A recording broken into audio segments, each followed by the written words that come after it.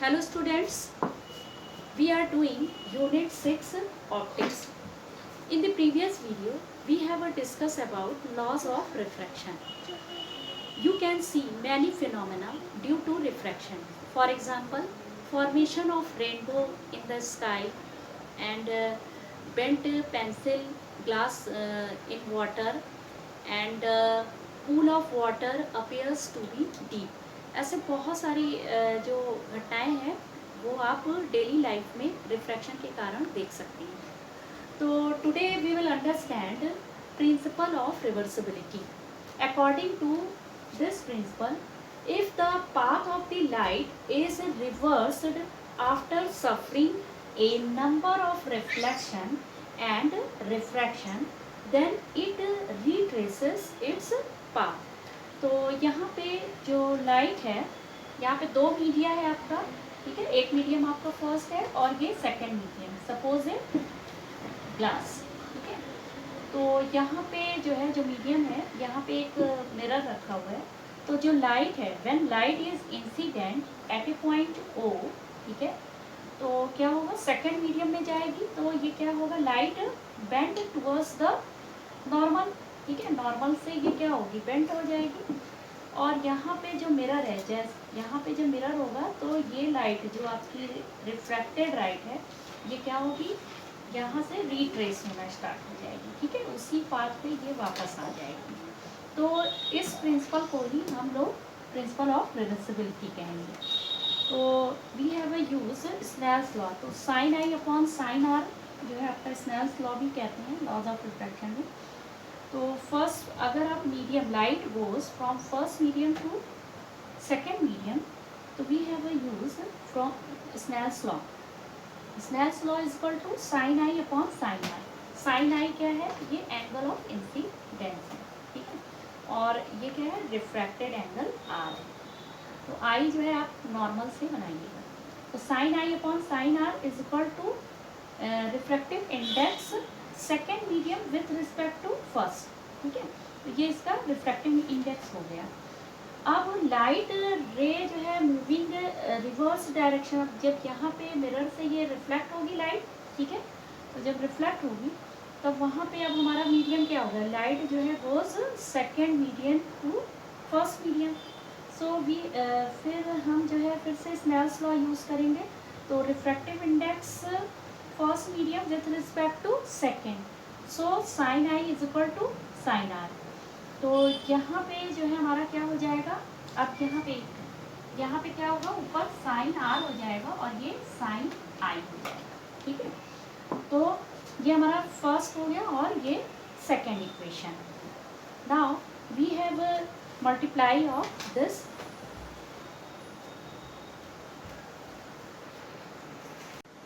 Now multiply this equation, first और second को आप मल्टीप्लाई कर लीजिए. So we get sine i upon sine r upon sine i, ठीक है. ये मल्टीप्लाई हो गया तो ये वैल्यू क्या होगी, कैंसिल हो जाएगी. सो ये आपका हो जाएगा mu 1 2 is equal to 1 upon mu 2 1, ठीक है. तो ये हो गया रिवर्सिबिलिटी. तो इस तरह से हम एग्जांपल में देख सकते हैं कि ये आपका एब्सोल्यूट रिफ्रैक्टिव इंडेक्स दिया हुआ है with respect to air, glass का, ठीक है. तो ग्लास का refractive index with respect to air is equal to 3/2 and water का भी refractive index with respect to air 4/3 है. So we have find out refractive index of air with respect to glass. So we have a use principle of reversibility. So 1 upon mu a, ये हो जाएगा mu a g is equal to, भाई mu a g आपको पता है तो 3/2, so we get 2/3. Similarly refractive index of air निकालना है with respect to water, ठीक है. तो air आपका ये भी हो जाएगा 1 upon mu A W.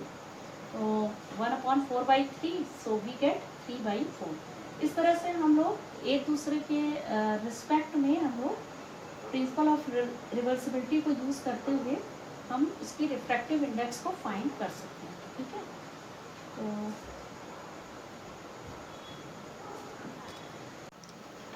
Next is total internal reflection. the phenomena which occurs when the light rays travel from a more denser medium to less denser medium, that phenomena is called total internal reflection. So in this case light ray goes from denser medium to rare medium. तो यहाँ पे denser medium like glass water, ठीक है, यहाँ पे ये denser medium है first medium, and second medium rare medium like air. तो डेंसर मीडियम एक ऑब्जेक्ट है आपका, यहाँ पे रखा है, एक लाइट सोर्स है, यहाँ से रेज निकल रही हैं, तो इसके डिफरेंट इसके सरफेस पे अलग अलग रिफ्रैक्शन दिखाए गए हैं. तो यहाँ पे जो एक लाइट यहाँ से जो रेज निकल रही है, ये जो है ये विदाउट डेविएट ये सीधे निकल रही है, ठीक है. अब ये वाली रेज देखिए एट ए पॉइंट ओ, यहाँ पे इस रे पे, तो व्हेन द रेज जो है at incident at a point O, ठीक है, आफ्टर रिफ्रैक्शन, ठीक है, अवे फ्रॉम दी नॉर्मल, ये क्या हो गई, नॉर्मल से अवे हो गई क्योंकि रेयर मीडियम में जा रही है. तो यहाँ पे i angle of incident i है और angle of refracted angle r हो गया, ठीक है. अब एक और रेज यहाँ से निकल रही है जिस पॉइंट पे एट ए पॉइंट पी कर लीजिए, ठीक है. अब angle of incident, when angle of incidence increases, ठीक है, जैसे जैसे आप इंक्रीजेस करोगे तो एंगल ऑफ रिफ्रैक्टेड एंगल, जो रिफ्रैक्टेड एंगल है वो भी इंक्रीज होगा, ठीक है, आर भी इंक्रीज होता जाएगा, ठीक है, अलग अलग एंगल होगा.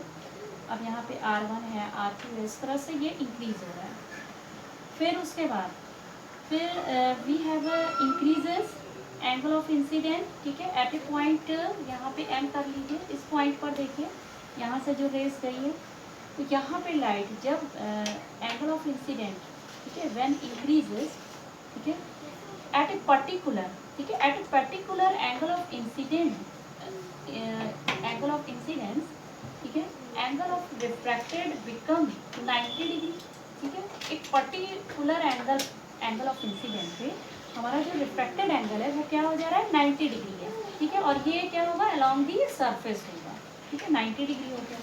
अब यहाँ पे देखिए एक और रे है, ठीक है, we have a further increases angle, i को और भी इंक्रीज करेंगे, ठीक है, एंगल ऑफ इंसिडेंट इंक्रीजेस करेंगे, ठीक है, ग्रेटर देन आई सी से ज़्यादा करेंगे तब क्या होता है. तो इस केस में जो हमारा आई सी से अगर आप एंगल ज़्यादा हो जाएगा तो जो रिफ्रैक्टेड एंगल वो क्या होगा, वो बिकम रिफ्लेक्शन होगा फर्स्ट मीडियम में, ठीक है. यहाँ पे अब ये जो रिफ्रैक्शन यहाँ पे नहीं होगा इस केस में, ठीक है. जब आई सी से आप ग्रेटर ले लिए, आई जो है आपने इतना बढ़ाया, ठीक है, आई सी से आपने जब आईसी से बढ़ाया, आईसी क्या होगा, एक पर्टिकुलर एंगल, क्रिटिकल एंगल, ठीक है, क्रिटिकल एंगल, इस एंगल पर हमारा रिफ्रैक्टेड एंगल क्या हो जाएगा, 90 डिग्री. तो इस केस में क्या होगा, जैसे ही आपने आई जो है इंक्रीजेस किया, ठीक है, आई आपने इंक्रीज किया आईसी से, तो हमारी जो वहाँ पे रिफ्रैक्शन नहीं होगा और ये क्या हो जाएगा, रेज जो है वो वापस फर्स्ट मीडियम में रिफ्लेक्ट कर जाएगी, ठीक है. इसी को हम लोग क्या कहते हैं, TIR, टोटल इंटरनल रिफ्लेक्शन, ठीक है. तो रिफ्लेक्टेड रे जो है, बैक जो है रिफ्रैक्शन जो है, जो रे है वो फर्स्ट मीडियम में टोटली रिफ्लेक्ट हो जाएगी, ठीक है. तो अब यहाँ पे इसका कैलकुलेशन भी देख लेते हैं कि क्रिटिकल एंगल का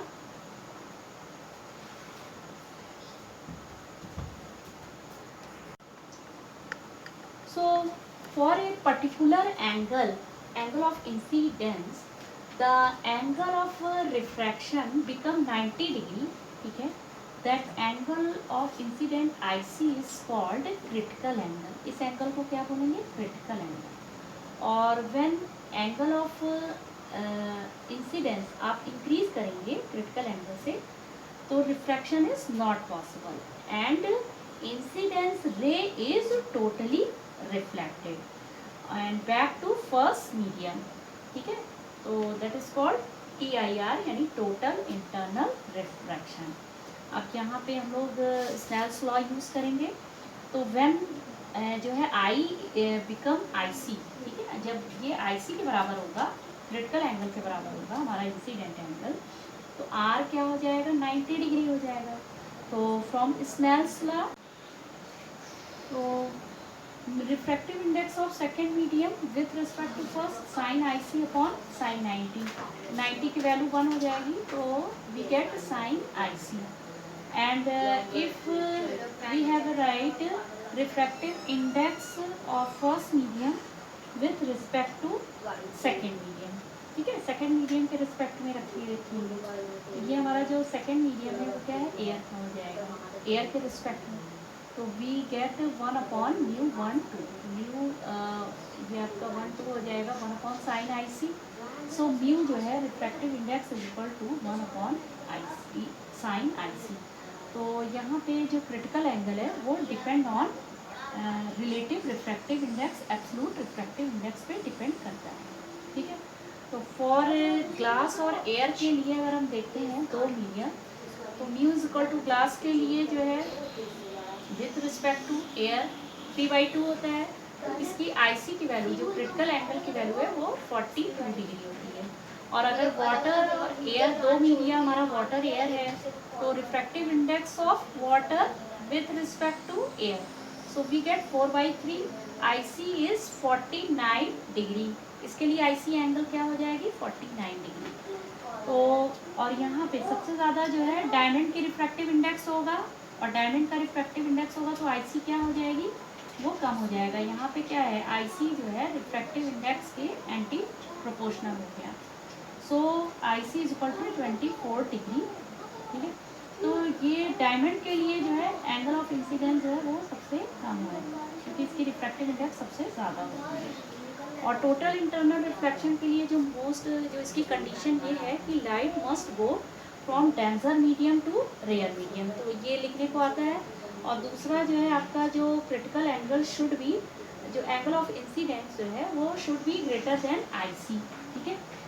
जो आईसी से क्या होना चाहिए, क्रिटिकल एंगल, जो एंगल ऑफ इंसिडेंट है वो ज़्यादा होना चाहिए, तभी आपका ये TIR होगी, तभी लाइट जो है वो फर्स्ट मीडियम में रिफ्लेक्ट करेगी. तो ये बात आप याद रखिएगा कि लाइट जो है वो डेंसर मीडियम से रेयर मीडियम जानी चाहिए. और इसके जो एग्जांपल है टोटल इंटरनल रिफ्लेक्शन के, जैसे आपका स्पार्किंग ऑफ डायमंड, मिराज, और इसका ऑप्टिकल फाइबर में भी जो है यूज़ होता है टोटल इंटरनल रिफ्लेक्शन का. Okay, thank you so much.